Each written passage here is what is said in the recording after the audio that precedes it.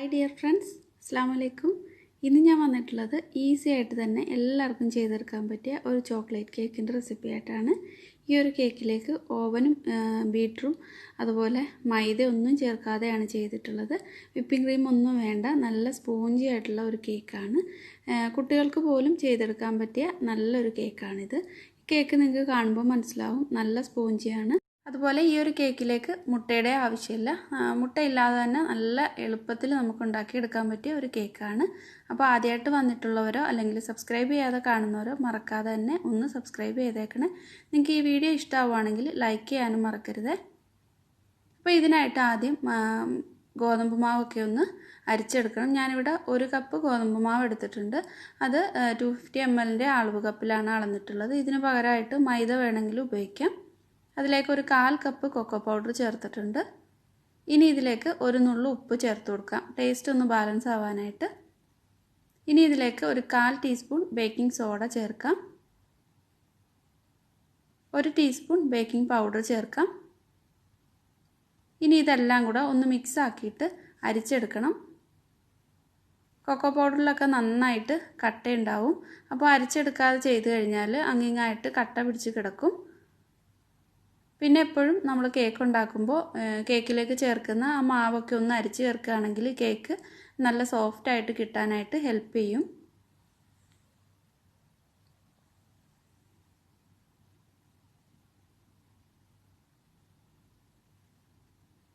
അപ്പോൾ ഇത് നിങ്ങൾക്ക് കാണുമ്പോൾ മനസ്സിലാവും, ഇതിലേക്കുള്ള കൊക്കോ പൗഡറിൻ്റെ കട്ടകളൊക്കെ ഒത്തിരി കിടപ്പുണ്ട്. അപ്പോൾ അരിച്ചെടുക്കുക തന്നെ ചെയ്യണം. എപ്പോഴും നമ്മൾ പ്രത്യേകിച്ച് ചോക്ലേറ്റ് കേക്ക് ഉണ്ടാക്കുമ്പോൾ അരിപ്പയിലൂടെ അരിച്ചിട്ട് വേണം കേക്ക് റെഡിയാക്കി എടുക്കാനായിട്ട്.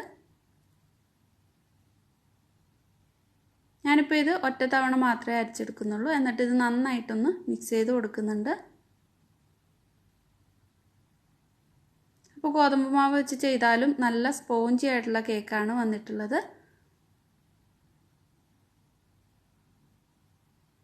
ഇനി ഇതിലേക്ക് ഒരു ബട്ടർ മിൽക്ക് റെഡിയാക്കി എടുക്കുന്നുണ്ട്. അതിനായിട്ട് 1/4 കപ്പ് പാലെടുത്തിട്ടുണ്ട്. തണുക്കാതെയുള്ള റൂം ടെമ്പറേച്ചറുള്ള പാലാണ്.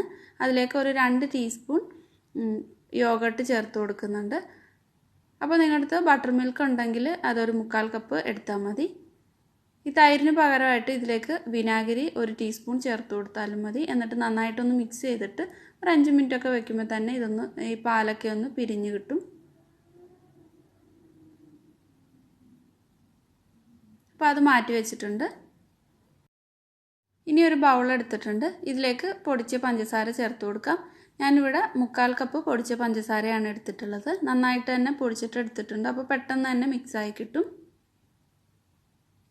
ഇനി ഇതിലേക്ക് നേരത്തെ അരിച്ച് മാറ്റി വെച്ചിട്ടുള്ള ആ ഒരു ഗോതമ്പ് മാവിൻ്റെ മിക്സ് ചേർത്ത് കൊടുത്തിട്ടുണ്ട്.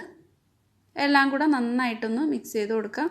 അപ്പോൾ ഇതിലേക്ക് ഞാൻ വിസ്കോ ബീറ്ററോ ഒന്നും യൂസ് ചെയ്യുന്നില്ല. സ്പൂൺ വെച്ചിട്ട് തന്നെയാണ് ഈ ഒരു കേക്ക് മിക്സ് ചെയ്തെടുക്കുന്നത്.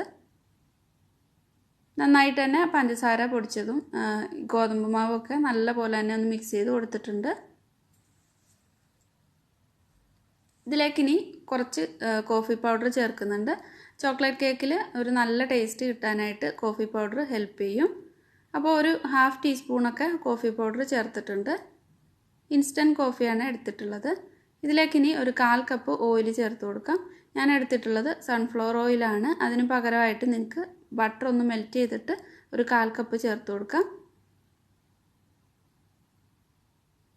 ഇനി നേരത്തെ മിക്സ് ചെയ്ത് വെച്ചിട്ടുള്ള ബട്ടർ മിൽക്കിൻ്റെ മിക്സ് ചേർത്ത് കൊടുക്കാം.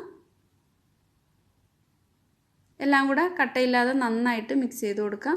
അപ്പോൾ മൊത്തത്തിൽ ഇതിലേക്ക് 1 കപ്പ് ബട്ടർ മിൽക്കും പാലും കൂടെ 1 കപ്പാണ് ചേർത്ത് കൊടുക്കുന്നത്. അപ്പോൾ പിന്നീട് 1/4 കപ്പ് ചെറിയ ചൂടുള്ള പാല് ചേർത്ത് കൊടുക്കുന്നുണ്ട്. പിന്നെ നമ്മൾ മൈദ എടുക്കുന്നതിനെക്കാട്ടിലും കുറച്ച് വ്യത്യാസം ഉണ്ടാവും. നമ്മൾ പാലൊക്കെ ചേർക്കുമ്പോൾ ഈ ഗോതമ്പ് മാവിലേക്ക് ചേർത്ത് കൊടുക്കുമ്പോൾ കുറച്ച് വ്യത്യാസം ഉണ്ടാവും.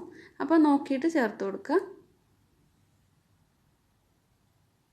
നന്നായിട്ട് മിക്സ് ചെയ്തിട്ട് ഇതിലേക്ക് ഒരു 1/4 കപ്പ് നല്ല ചൂടുള്ള പാല് ചേർത്ത് കൊടുത്തിട്ടുണ്ട്. ഈ പാല് ചേർക്കുമ്പോൾ ഇതിൽ നമ്മൾ ബേക്കിംഗ് സോഡ ഒക്കെ ചേർത്തിട്ടുള്ളത് പെട്ടെന്ന് കേക്കിലേക്ക് ഈ പാലും കൂടെ ചേർന്നിട്ട് നന്നായിട്ട് കേക്ക് പൊങ്ങി വരാനും അതുപോലെ നല്ല സ്പോഞ്ചി ആയിട്ട് കിട്ടാനായിട്ടും ഹെൽപ്പ് ചെയ്യും. അതെല്ലാം കൂടെ കട്ടയില്ലാതെ നന്നായിട്ടൊന്ന് മിക്സ് ചെയ്ത് കൊടുക്കുന്നുണ്ട്. വാനിലയുടെ ഒരു ടേസ്റ്റ് ഇഷ്ടമാണെങ്കിൽ 1 ടീസ്പൂൺ വാനില എസൻസ് കൂടെ ചേർത്ത് കൊടുത്താൽ മതി. ഞാനിപ്പോൾ ചേർത്തിട്ടില്ല. അപ്പോൾ ഇത് കറക്റ്റ് പാകത്തിന് വന്നിട്ടുണ്ട്.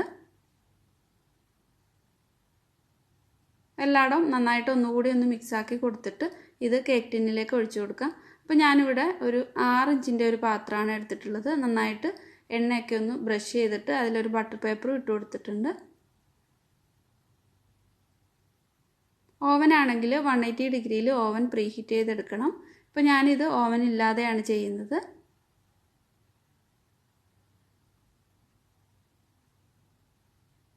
ഇനി ഈ കേക്കിൻ്റെ ബാറ്റർ ഒഴിച്ചിട്ട് നന്നായിട്ടൊന്ന് ടാപ്പ് ചെയ്ത് കൊടുക്കണം. ഒരു 3-4 തവണ നന്നായിട്ട് തന്നെ ടാപ്പ് ചെയ്ത് കൊടുക്കണം. എയർ ബബിൾസ് ഒക്കെ ഉണ്ടെങ്കിൽ ഒന്ന് പുറത്ത് പോകാനായിട്ട്.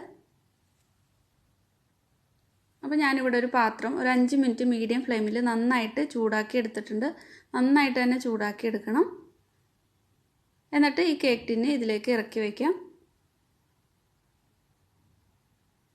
ഇതൊരു മീഡിയം ഫ്ലെയിമിൽ ഇട്ടിട്ട് ഒരു 30-35 മിനിറ്റ് ഒന്ന് ബേക്ക് ചെയ്തെടുക്കാം. അപ്പോൾ നിങ്ങളുടെ ഓരോ അടുപ്പനുസരിച്ചിട്ടും വ്യത്യാസം ഉണ്ടാവും. മീഡിയം ഫ്ലെയിമിനും ലോ ഫ്ലെയിമിനുമായിട്ട് ഇടയിലാക്കി വെച്ചിട്ട് വേണം ഇത് ബേക്ക് ചെയ്തെടുക്കാനായിട്ട്. അപ്പോൾ ഓവനിലാണെങ്കിൽ 180 ഡിഗ്രിയിൽ ഒരു 35 മിനിറ്റ് ബേക്ക് ചെയ്തെടുത്താൽ മതി. ഓരോ ഓവൻ അനുസരിച്ചിട്ടും വ്യത്യാസം ഉണ്ടാവും. അപ്പോൾ നോക്കിയിട്ട് ചെയ്യുക.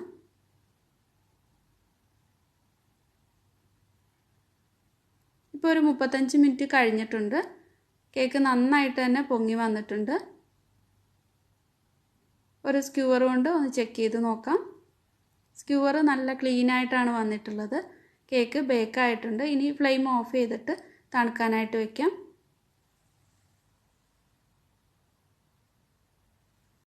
കുറച്ചൊന്ന് തണുത്ത് കഴിയുമ്പോൾ ഇത് കേക്ക് ടിന്നിൽ നിന്ന് മാറ്റിയിട്ട് നല്ലപോലെ തണുക്കാനായിട്ട് വയ്ക്കാം. ഇതിൻ്റെ ബട്ടർ പേപ്പറൊക്കെ ഒന്ന് മാറ്റി കൊടുക്കുന്നുണ്ട്.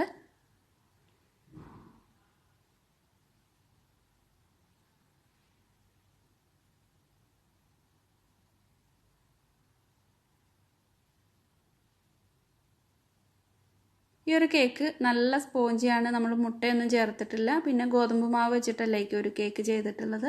പക്ഷെ നല്ല സ്പോഞ്ചി ആയിട്ട് വന്നിട്ടുണ്ട്. എല്ലാവർക്കും തന്നെ ഈസി ആയിട്ട് ചെയ്തെടുക്കാൻ പറ്റിയ ഒരു സ്പോഞ്ച് കേക്കാണിത്. ഇത് തണുക്കാനായിട്ട് വെക്കാം. ഇനി ഇതിലേക്കുള്ള ഒരു ഷുഗർ സിറപ്പ് റെഡിയാക്കി എടുക്കാം. അപ്പോൾ ഞാൻ കോഫി ചേർത്തിട്ടാണ് ഷുഗർ സിറപ്പ് റെഡിയാക്കുന്നത്. ഒരു 1/2 കപ്പ് നല്ല ചൂടുള്ള വെള്ളം എടുത്തിട്ടുണ്ട്. ഇതിലേക്കിനി പഞ്ചസാര ചേർത്ത് കൊടുക്കാം. ഒരു 4 സ്പൂണ് പഞ്ചസാര ചേർക്കുന്നുണ്ട്.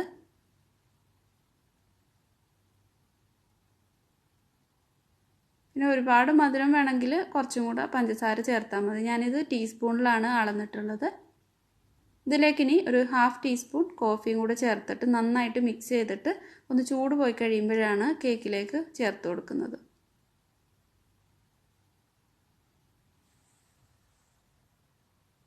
കേക്ക് തണുത്ത് കഴിഞ്ഞപ്പോൾ ഞാൻ 2ആയിട്ട് കട്ട് ചെയ്തെടുത്തിട്ടുണ്ട്. അപ്പോൾ നിങ്ങൾ വിപ്പിംഗ് ക്രീം വെച്ചിട്ടൊക്കെ ചെയ്യുകയാണെങ്കിൽ 3ആയിട്ടൊക്കെ കട്ട് ചെയ്തെടുക്കാം. അത്രയ്ക്കും നല്ല ഉയരത്തിലാണ് ഈ ഒരു കേക്ക് കിട്ടിയിട്ടുള്ളത്. പിന്നെ താഴ്ഭാഗത്തൊന്നും, അതായത് കേക്കിൻ്റെ മുകൾ ഭാഗമൊന്നും കട്ട് ചെയ്തൊന്നും കളഞ്ഞിട്ടില്ല. അപ്പോൾ നല്ല നിരപ്പായിട്ട് വേണമെങ്കിൽ ഒന്ന് കട്ട് ചെയ്തിട്ട് എടുത്താൽ മതി. ഇനി ഓരോ പീസിലും ഇതേപോലെ കോഫി സിറപ്പ് വെച്ചിട്ട് ഒന്ന് നന്നായിട്ട് നനച്ച് കൊടുക്കുന്നുണ്ട്. എന്നിട്ട് ഈ ഒരു കേക്ക് നിങ്ങൾക്ക് വിപ്പിംഗ് ക്രീമോ അല്ലെങ്കിൽ നിങ്ങൾക്ക് ഇഷ്ടമുള്ള ചോക്ലേറ്റ് ഗനാഷൊക്കെ വെച്ചിട്ട് ഡെക്കറേറ്റ് ചെയ്യാം. അപ്പോൾ ഞാനിവിടെ ന്യൂട്ടല്ല വെച്ചിട്ടാണ് ഈ ഒരു കേക്ക് ഡെക്കറേറ്റ് ചെയ്തെടുക്കുന്നത്.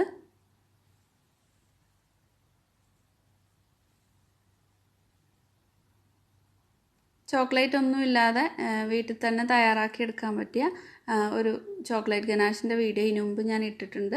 അപ്പോൾ കാണാത്തവർക്കായിട്ട് ലിങ്ക് ഡിസ്ക്രിപ്ഷനിൽ കൊടുക്കുന്നുണ്ട്. ന്യൂട്ടല്ല ഒന്ന് സ്പ്രെഡ് ചെയ്തിട്ട് കുറച്ച് നട്ട്സ് ഒന്ന് കാരമല് ചെയ്തത് ഇട്ട് കൊടുക്കുന്നുണ്ട്. ഓപ്ഷനിലാണ്, നിങ്ങൾക്ക് ടേസ്റ്റ് ഇഷ്ടമാണെങ്കിൽ ചേർത്ത് കൊടുക്കാം. ഇതിൻ്റെ മുകളിലായിട്ട് മറ്റേ പീസ് കേക്കും വെച്ച് കൊടുത്തിട്ടുണ്ട്. കേക്കിൻ്റെ താഴ്ഭാഗമാണ് ഞാനിങ്ങനെ മുകളിലായിട്ട് വെച്ച് കൊടുത്തിട്ടുള്ളത്. അപ്പോൾ ഒരു നല്ല നിരപ്പിൽ നമുക്കിത് ന്യൂട്ടല്ലൊക്കെ സ്പ്രെഡ് ചെയ്തെടുക്കാൻ പറ്റും. കോഫി സിറപ്പ് കൊണ്ട് നന്നായിട്ടൊന്ന് നനച്ച് കൊടുക്കാം.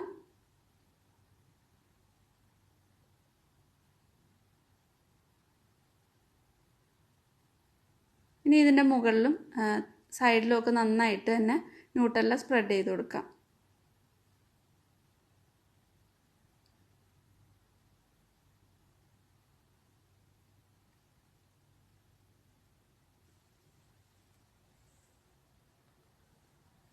അപ്പോൾ ഈ ഒരു കേക്കിലേക്ക് വിപ്പിംഗ് ക്രീം ഒന്നും ഇല്ലാതെ മൈദ വെച്ചിട്ട് വേണമെങ്കിലും ക്രീം റെഡിയാക്കിയിട്ട് നന്നായിട്ട് സ്പ്രെഡ് ചെയ്തെടുക്കാം. വളരെ ഈസി ആയിട്ട് തന്നെ നമുക്ക് വീട്ടിൽ തന്നെ ഉണ്ടാക്കിയെടുക്കാൻ പറ്റിയ വിപ്പിംഗ് ക്രീമിൻ്റെ വീഡിയോ ആണ് ഇതിനു മുമ്പ് ഞാൻ ഇട്ടിട്ടുണ്ട്. അപ്പോൾ കാണാത്തവർക്ക് ലിങ്ക് ഡിസ്ക്രിപ്ഷനിൽ കൊടുക്കാം, കണ്ടു നോക്കിയാൽ മതി.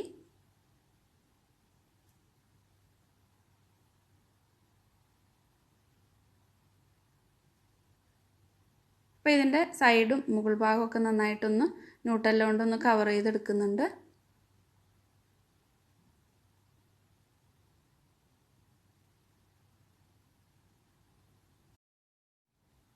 അപ്പോൾ കേക്ക് മൊത്തത്തിൽ ന്യൂട്ടെല്ല കവർ ചെയ്തെടുത്തിട്ടുണ്ട്. ഇനി ഇതൊരു കേക്ക് ബോർഡിലേക്ക് മാറ്റാം. ഇനി ഇതിലെ മുകളിലും ഒക്കെ കുറച്ച് സ്ട്രോബെറി വെച്ചിട്ടാണ് ഞാൻ ഡെക്കറേറ്റ് ചെയ്തെടുക്കുന്നത്. അപ്പോൾ നിങ്ങൾക്ക് ഇഷ്ടമുള്ള രീതിയിൽ ചെയ്തെടുത്താൽ മതി. നട്ട്സ് ക്യാരമൽ ചെയ്തിട്ട് അതിൻ്റെ സൈഡിലും മുകളിലൊക്കെ ഇട്ട് കൊടുത്താലും നല്ല ഭംഗിയാണ്.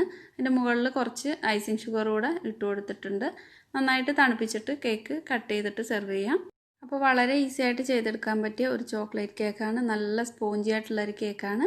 അപ്പോൾ നിങ്ങൾക്ക് ഈ ഒരു വീഡിയോ ഇഷ്ടമായിട്ടുണ്ടെങ്കിൽ, ഉപകാരമായിട്ടുണ്ടെങ്കിൽ തീർച്ചയായിട്ടും ലൈക്ക് ചെയ്യുക. നിങ്ങളുടെ ഫാമിലിക്കോ ഫ്രണ്ട്സിനൊക്കെ ഒന്ന് ഷെയർ ചെയ്ത് കൊടുക്കുക. അതുപോലെ സബ്സ്ക്രൈബ് ചെയ്യാതെ കാണുന്നവർ ഒന്ന് സബ്സ്ക്രൈബ് ചെയ്തിട്ട് സപ്പോർട്ട് ചെയ്യണേ. അപ്പോൾ പുതിയ നല്ലൊരു വീഡിയോ ആയിട്ട് വീണ്ടും കാണാം. താങ്ക്